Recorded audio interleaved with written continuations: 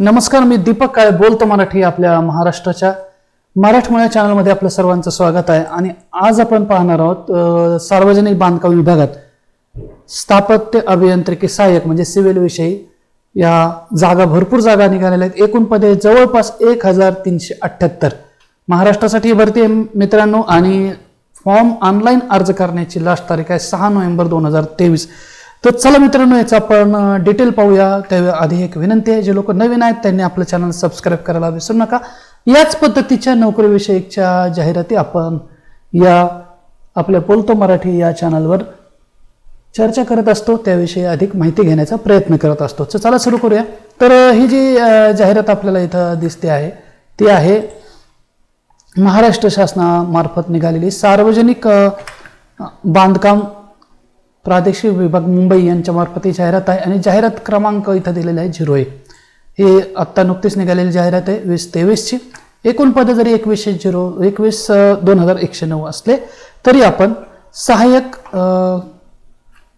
स्थापत्य अभियांत्रिकी सहाय्यक या पदावरचीच माहिती आज आपण इथं घेणार आहोत. इतर अनेकही पदं आहेत ते आपण वेगळ्या व्हिडिओमध्ये पाहणार आहोत. ज्या लोक आता स्थापत्य अभियांत्रिकी सहाय्यक गट ड सार्वजनिक बांधकाम विभाग मुंबई येथे या जागा आहेत. S8 याच्या ही वेतन श्रेणी आहे 25,500 ते 81,100. या S8च्या वेतन श्रेणीमध्ये हे पद आपल्याला पगार मिळणार आहे. एकूण पद आहेत 1378. भरपूर पद आहेत मित्रांनो. तर आपण आता याविषयी माहिती पाहणार आहोत. तर याला किती एज लागणार आहे त्याच्याविषयी आपण माहिती पाहणार आहोत. तर हे जे सर्व पद आहेत याविषयी सगळ्यांना एज जरी समान असलं तरी आपण आता सध्या फक्त स्थापत्य अभियांत्रिकी सहाय्यक या पदाविषयीच चर्चा करणार आहोत. तर त्याचं जे वय आहे इथं वयाची अट डिटेल दिलेली आहे. वय जे आहे ते आपल्या अर्ज करण्याच्या दिनांकापर्यंतचं वय त्यांनी गृहीत धरलेलं आहे, हे लक्षात घ्या. अर्ज करण्याचा अंतिम तारीख आहे त्या तारखेपर्यंतचं वय तुमचं इथं गृहीत धरण्यात येईल. तर जे ओपन कॅटेगरीतले जे विद्यार्थी आहेत उमेदवार आहेत त्यांचं वय कमीत कमी 18 ते जास्तीत जास्त 40 वर्षापर्यंत तुम्ही ते करू शकता, अर्ज करू शकता, ऑनलाईन अर्ज. मागासवर्गीय म्हणजे OBC, अनाथ आणि EWS हे ज्या कॅटेगरीतले लोक असतील तर त्यांचं वय हे 18 ते 45 वयोगटातले उमेदवार याला अर्ज करू शकतात. खेळाडूसाठी 18 ते 45 आहे. माजी सैनिक जे ओपन कॅटेगरीतले असतील त्यांच्यासाठी 18 ते 40 वर्ष प्लस सैनिकी सेवेचा कालावधी आणि 3 वर्ष अशा पद्धतीचं त्यांना वयात भरपूर सवलत आहे. माजी सैनिकामध्ये मागासवर्गीय, अनाथ आणि EWSच्या कॅटेगरीच्या लोकांना सुद्धा जास्त वयात आहे. इथं 45 प्लस सैनिकी सेवेचा कालावधी प्लस 3 अशा पद्धतीने वयाची अट आहे. दिव्यांगासाठी 18 ते 45 वयाची अट आहे. प्रकल्पग्रस्त भूकंपग्रस्त या कॅटेगरीतील लोक जे असतील त्यांना 18 ते 45 वयोगटापर्यंत वयाची अट आहे. आणि पदवीधारण अंशकालीन याच्यासाठी 18 ते 55 वर्ष वयाची अट आहे. तर या पद्धतीने मित्रांनो आपल्या ही वयाची अट इथं दिलेली आहे. आता परीक्षेचे स्वरूप कसं असणार आहे ते आता आपल्याला पाहायचं आहे. जे आपलं जे पदाविषयी आपण जे चर्चा करत होतो ते होतं स्थापत्य अभियांत्रिकी सहाय्यक, याच्यासाठी ते पद आहे. याच्यासाठीच्या या पदासाठी आपण चर्चा करत आहोत. तर ही जी परीक्षा आहे स्थापत्य अभियांत्रिकी सहाय्यासाठी याच्यासाठी 90 मिनिटाचा कालावधी आहे.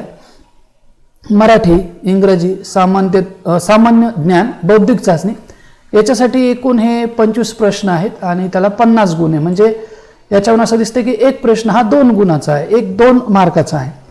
तांत्रिक अभ्यासक्रमावर आता हे सिव्हिलच्या संदर्भात आहे त्यामुळे त्याविषयी प्रश्न विचारले जातील. 75 प्रश्न आहेत, त्याला 150 गुण आहेत. असे एकूण 100 प्रश्न येतील आणि 200 मार्काची एकूण ही परीक्षा असणार आहे. तर अशा पद्धतीने हे तुम्हाला इथं परीक्षेचं स्वरूप इथं कळलेलं आहे. आता आपण यासाठी कोणकोणते डॉक्युमेंट लागणार आहेत ते आता आपण इथं पाहणार आहोत. तर त्याच्यासाठी आपल्याला काय काय डॉक्युमेंट लागणार ते पाहूया. जे लोक खेळाडू असतील, दिव्यांग असतील किंवा आपण डॉक्युमेंट पाशी येतो परत एकदा. ओके, इथं डॉक्युमेंट पाशी आपण इथं आलेलो आहे. आणि इथं पाहूयात आपण जे लोक हे खेळाडू आहेत किंवा दिव्यांग आहेत, माजी सैनिक आहेत, अनाथ असतील, तसेच प्रकल्पग्रस्त, भूकंपग्रस्त, पदवीधर अंशकालीन यांच्यासाठी जे डॉक्युमेंट आहेत त्यांनी ते डॉक्युमेंट हे PDF स्वरूपात अपलोड करायचे आहेत. तसंच इतर जे डॉक्युमेंट आहेत ते आपण इथं पाहणार आहोत. आपल्याला जे नावाच्या पुराव्यासाठी काय सांगितलं त्यांनी, 10वीचं जे मार्कशीट किंवा प्रमाणपत्र आहे त्याच्यावरचं जे नाव आहे त्या पद्धतीने तुम्ही नावाचं व्हेरिफिकेशन, नावाचा पुरावा म्हणून तुम्हाला ते चालणार आहे.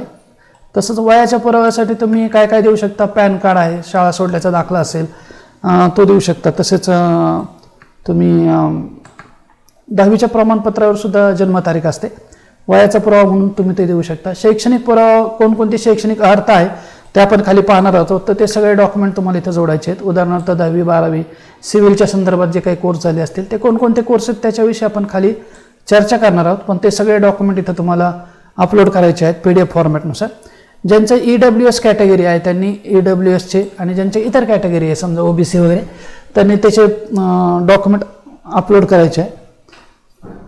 तसंच नॉन क्रिमिनल ज्यांना लागू होते त्यांनी त्या पद्धतीने द्यायचं आहे. जे व्यक्ती दिव्यांग आहे त्यांनी दिव्यांगाचा पुरावा द्यायचा आहे. माजी सैनिकांनी त्यांचा पुरावा द्यायचा आहे. खेळाडू असेल तर खेळाडू असल्याचा पुरावा द्यायचा आहे. अनाथ असताल उमेदवार अर्ज करणारा तर अनाथ असल्याचा पुरावा द्यायचा आहे. प्रकल्पग्रस्त असेल तर प्रकल्पग्रस्ताचा पुरावा द्यायचा आहे. भूकंपग्रस्त असेल तर भूकंपग्रस्ताचा पुरावा द्यायचा आहे. लक्षात घ्या, आपल्याकडं एक डॉक्युमेंट असल्याशिवाय आपल्याला त्या अंतर्गत म्हणजे त्या आरक्षणाअंतर्गत आपल्याला अर्ज करता येणार नाही. त्यामुळे आपल्याकडं याचा पुरावा 100% आपल्याला लागणार आहे. अंशकालीन पदवीधारक असेल तर त्याचं प्रमाणपत्र आपल्याला अपलोड करावं लागणार आहे. 10वीच्या नावात काही बदल केला असेल तर त्याचं गॅझेट किंवा त्या संदर्भातलं एखादं डॉक्युमेंट लागणार आहे. तसंच डोमोसाईल आपल्याला प्रमाणपत्र लागणार आहे. लहान कुटुंबाचं प्रतिज्ञापत्र हे तुम्ही जेव्हा अर्ज करायला जाताल, ऑनलाईन अर्ज करायला जाताल, ज्या व्यक्तीकडे तो व्यक्ती तुम्हाला याची प्रिंट काढून देईल ते तुम्ही भरून लगेचच ते देऊ शकता.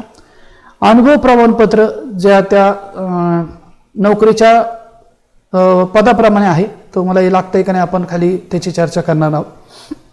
आता हे जे प्रमाणपत्र आहेत हे जाहिरात नमूद केल्याप्रमाणे असले पाहिजे या पद्धतीने दिलेले आहेत. त्यांनी इथं स्पष्टपणे दिले, खेळाडू, दिव्यांग, माजी सैनिक, अनाथ, प्रकल्पग्रस्त, भूकंपग्रस्त, पदवीधारण, अंशकालीन.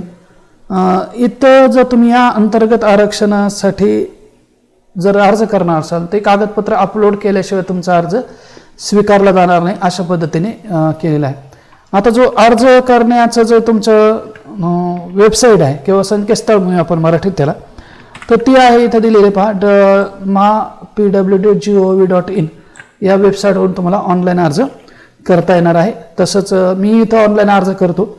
ज्यांना ते करायचं असतील त्यांनी प्रत्यक्ष मला येऊन इथं भेट घ्या किंवा मला इथं तुम्ही डॉक्युमेंट पाठवले व्हॉट्सअपवर चालतील. पण आता या ठिकाणी जर कॅमेरा व्हेरिफिकेशन असेल तर मात्र तुम्हाला प्रत्यक्ष एखाद्या कॉम्प्युटरच्या सेंटरवर जाऊन तो भरावा लागेल किंवा तुम्ही घरी जर तुमचा कॅमेरा वगैरे असेल तर तो भरू शकता.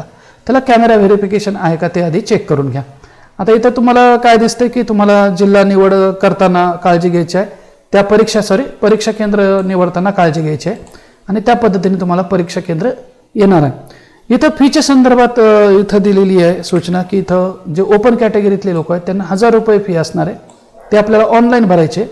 तसंच मागासवर्गीय आर्थिकदृष्ट्या म्हणजे EWS, अनाथ, दिव्यांग किंवा इतर कॅटेगरीचे जे लोक आहेत त्यांनी 900 रुपये अर्जाची फी भरायची. आता फी कोणाला नाही आहे ते बघा, जे लोक माजी सैनिक आहे आणि दिव्यांग माजी सैनिक आहे यांना मात्र फी नाही आहे. ह्या फी व्यतिरिक्त बँकेचे चार्जेस पण आहेत आणि ही फी नॉन रिफंडेबल आहे. तुम्हाला कुठल्याही पद्धतीने ही एकदा फी भरल्यावर तुम्हाला ती परत मिळणार नाही. त्यामुळे अर्ज भरण्याच्या अगोदरच तुम्हाला विचार करायचा आहे की आपल्याला अर्ज भरायचा आहे किंवा नाही.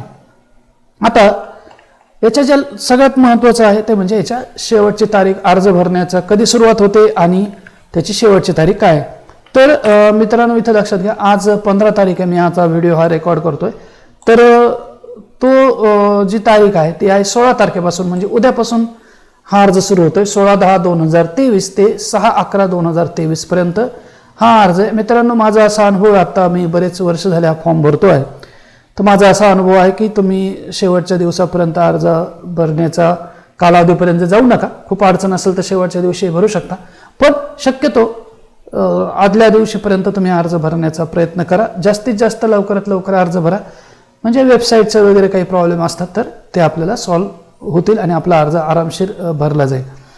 तर इथं या पद्धतीने दिलेले परीक्षेचे कधी तारीख अजून डिक्लेअर झालेली नाही आहे, ते कोणत्या वेबसाईटवर डिक्लेअर होणार आहे त्यांनी इथं वेबसाईट दिलेली आहे, याच वेबसाईटवर आपल्याला अर्ज भरायचा आहे। इथं आपल्याला हॉल तिकीट आणि परीक्षेच्या तारखा अशा दोन्ही पद्धतीने येणार आहे। इथं लक्षात घ्या मित्रांनो, परीक्षा ही ऑनलाईन पद्धतीने होणार आहे, हेही लक्षात घेणं गरजेचं आहे। आता याच्यामध्ये ज्या एकूण जागा आहेत त्यात आपण पाहिलं, त्या जागेंचं डिटेल आपण पाहणार आहोत। ह्या एकूण जागा आहेत हे बघा, स्थापत्य अभियांत्रिकी सहाय्यक हे त्या पदाचं नाव आहे, आपण याविषयी चर्चा करत आहोत। आणि स्थापत्य म्हणजे सिव्हिल, एवढं सोपं आहे, कारण बांधकाम विभागाच्या जागा म्हणजे सिव्हिलच्या जागा जास्त असणार यात काही शंका नाही, त्यामुळं त्या जागा आहेत। त्या एकूण जे पदं आहेत मित्रांनो, इथं भरपूर पदं दिसतात आहे, हे एकूण जे पदं आहेत ते आहे 1378 एवढे हे पदं आपल्याला इथं दिसतात आहे। तर हे एकूण पदं इथं आपल्याला पाहायला मिळतात आहे, 1378 हे एकूण पद आहे। आता इथं वेतन श्रेणीचा आपण अगोदरच चर्चा केली आहे, ते इथं पाहून घ्या तुम्ही। आता आपण पाहूया इथं कशा पद्धतीने हे पद आहेत। इथं अनुसूचित जाती करता हे जे पद आहेत हे आहेत एकूण 144 हे एवढे पद आहेत त्याच्यासाठी, हे बघा हे 144 हे पद आहेत।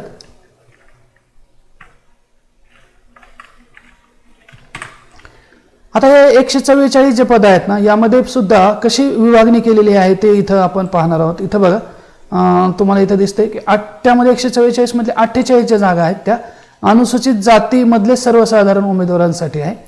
तर 43 ज्या जागा आहेत इथं दाखवते पहा, या ज्या 43 जागा आहेत या जागा ह्या 144 मधल्याच इथं ह्या ह्या महिलांसाठी 43 जागा आहेत।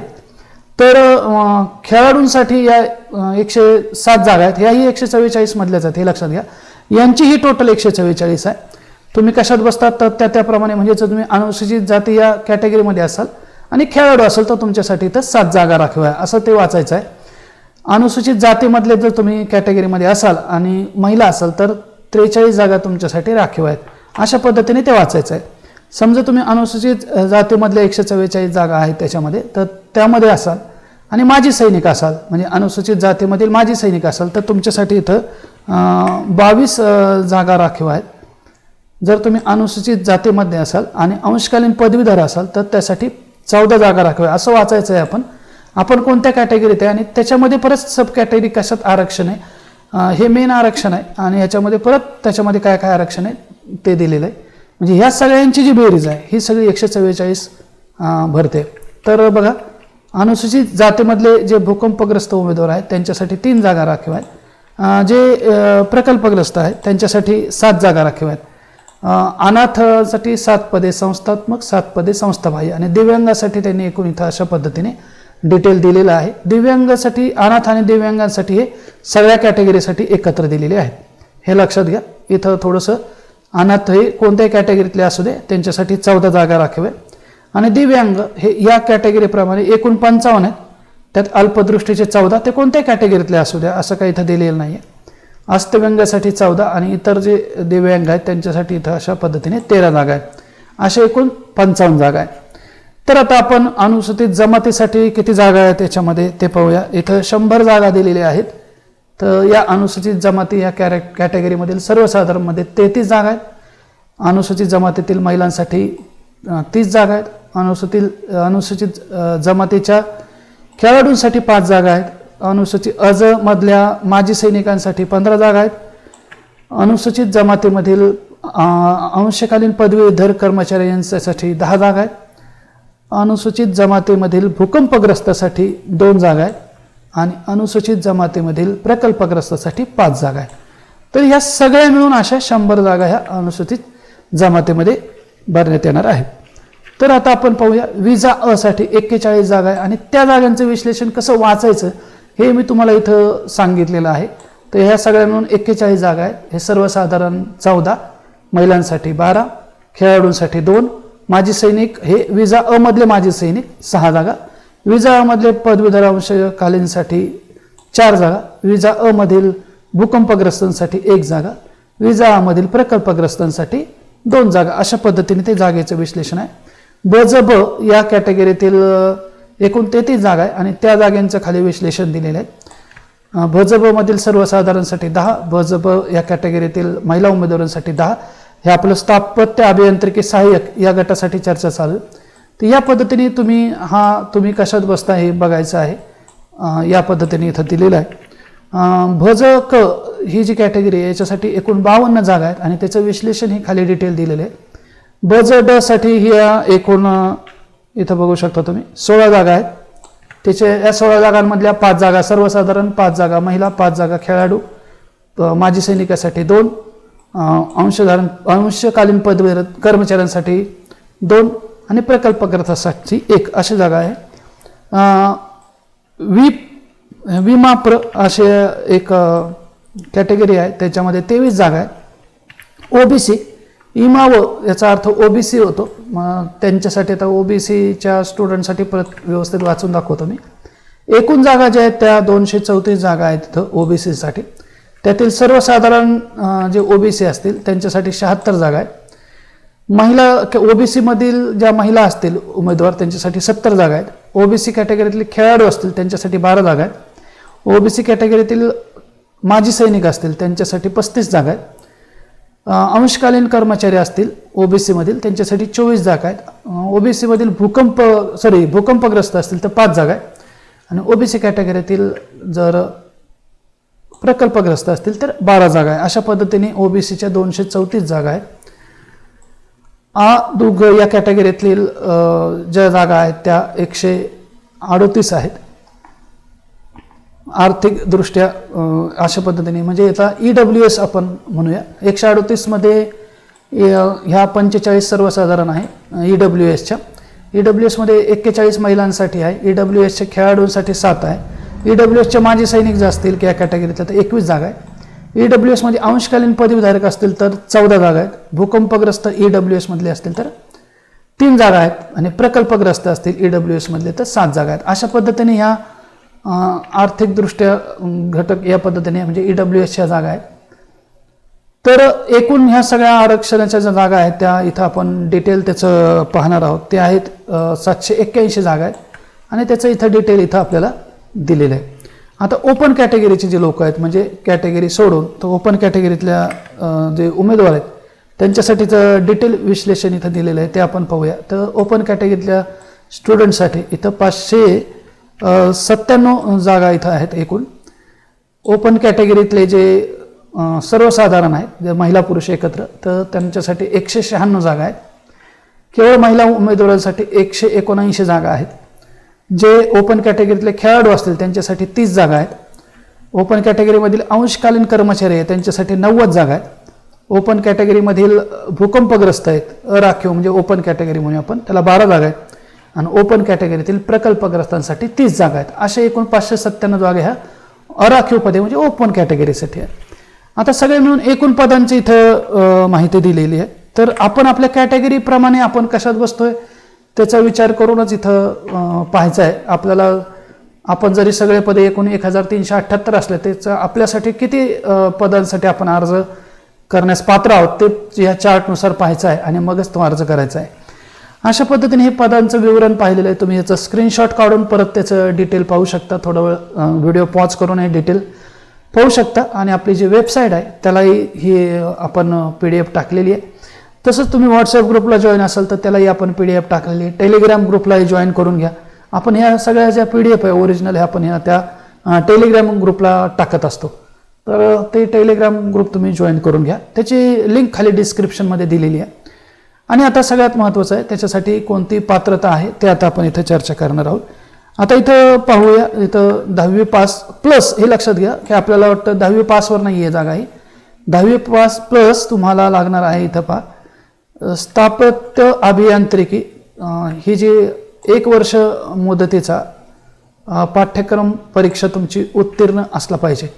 मग ते शासनमान्य संस्थेकडून ते असलं पाहिजे. कोणतं हे लक्षात घ्या स्थापत्य अभियांत्रिकी सहाय्यकाचे.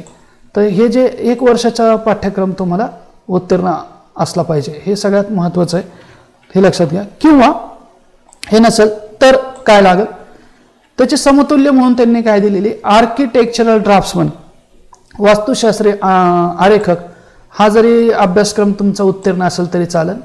एक तर तुमची स्थापत्य अभियांत्रिकी ही 1 वर्षाचे पाठ्यक्रम पास लागेल, किंवा आर्किटेक्चरल ड्राफ्ट्समन म्हणजे वास्तुशास्त्री आरेखक याचा तुमचा पाठ्यक्रम उत्तीर्ण पाहिजे. हे दोन्ही, किंवा अजूनही मला याला एक ऑर दिलाय म्हणजे 3 पैकी 1 कन्स्ट्रक्शन सुपरवायझर म्हणजे बांधकाम पर्यवेक्षक. तर हे तुमचं इथे दिसतंय पहा, बांधकाम पर्यवेक्षक हा पाठ्यक्रम तुम्ही उत्तीर्ण असला पाहिजे. या 3 पैकी 1 लागणार आहे बघा मित्रांनो, मी याला अंडरलाईन करून ठेवतो. स्थापत्य अभियांत्रिकी सहाय्यक हे 1 वर्षाचं, किंवा मग आर्किटेक्चरल ड्राफ्ट्समन किंवा कन्स्ट्रक्शन सुपरवायझर या 3 पैकी 1 तुमची क्वालिफिकेशन असेल तर तुम्हाला अर्ज करता येईल. आणखी एक आहे, तुमचं जर स्थापत्य अभियांत्रिकीमध्ये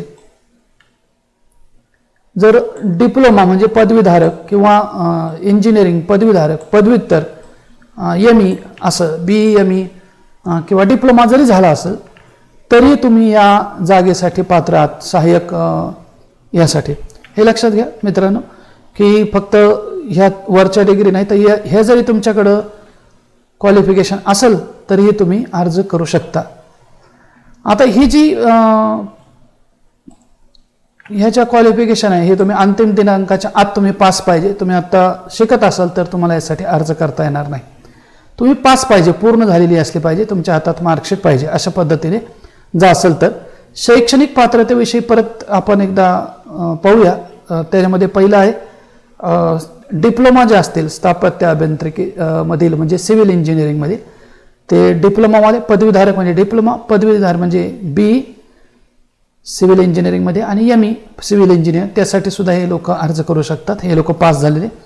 तसंच किमान 1 वर्षाची जी स्थापत्य अभियांत्रिकी सहाय्यकाची 1 वर्षाची पाठ्यक्रम परीक्षा पास असली पाहिजे, किंवा आर्किटेक्चरल ड्राफ्ट्समनची पण परीक्षा पास असली तरी चालेल, किंवा कन्स्ट्रक्शन सुपरवायझर. हे बघा मी अंडरलाईन केले, यापैकी तुमच्या 1 जर तुम्ही पास असताल स्थापत्य अभियांत्रिकेमध्ये म्हणजे सिव्हिलमध्ये, किंवा इथं आर्किटेक्चरल ड्राफ्ट्समनमध्ये, कन्स्ट्रक्शन सुपरवायझरमध्ये, तर तुम्हाला यासाठी अर्ज करता येणार आहे. याविषयी काही जर तुमच्या शंका असतील अजूनही तर तुम्ही कमेंटमध्ये मला नक्की कळवा आणि मी त्याचं निराकरण करण्याचा प्रयत्न नक्की कराल. तर मित्रांनो, या पद्धतीने ही एक महत्त्वाची जाहिरात आहे. जे लोक या क्वालिफिकेशनमध्ये बसत आहेत तर त्यांनी या पदासाठी नक्की अर्ज करा. खूप अर्ज आहेत, ते खूप जागा आहेत. मुंबई मंत्रालयात विभागात 1378 जागा आहेत जवळपास, आणि लवकरात लवकर अर्ज करा. काही अडचण असेल तर मला नक्की कळवायचं आहे. आपलं टेलिग्राम आणि व्हॉट्सअप चॅनल जॉईन करा, जेणेकरून तुम्हाला अशाच पद्धतीच्या नोकरीच्या माहिती, तसंच हॉल तिकीटविषयी माहिती, आणखी काही माहिती शंका असेल तर त्याच्यावर तुम्हाला विचारता येतील आणि त्याविषयी तुम्हाला माझ्याशी चर्चा करता येईल. हा व्हिडिओ कसा वाटला मित्रांनो तर नक्की मला सांगा. आणि आपल्या मित्रमैत्रिणी परिवारामध्ये ज्यांना ह्या नोकरीची गरज आहे, आपल्याकडे कोणी या पद्धतीचे कोर्स झालेले असतील तर त्यांना हा व्हिडिओ नक्की शेअर करा. आणि या पद्धतीचे व्हिडिओ नोकरीविषयक आता आपण सातत्याने इथं टाकणार आहे, त्यासाठी आपल्या चॅनलला सबस्क्राईब करायला विसरू नका. तर मित्रांनो, भेटूया याच पद्धतीच्या नोकरीविषयक महत्त्वपूर्ण व्हिडिओमध्ये. तर तोपर्यंत म्हणूया, लाभले आम्हास भाग्य बोलतो मराठी. धन्यवाद.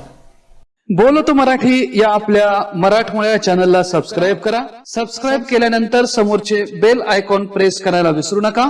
बेल आयकॉन प्रेस केल्यानंतर ऑल ऑप्शन सिलेक्ट करायला विसरू नका.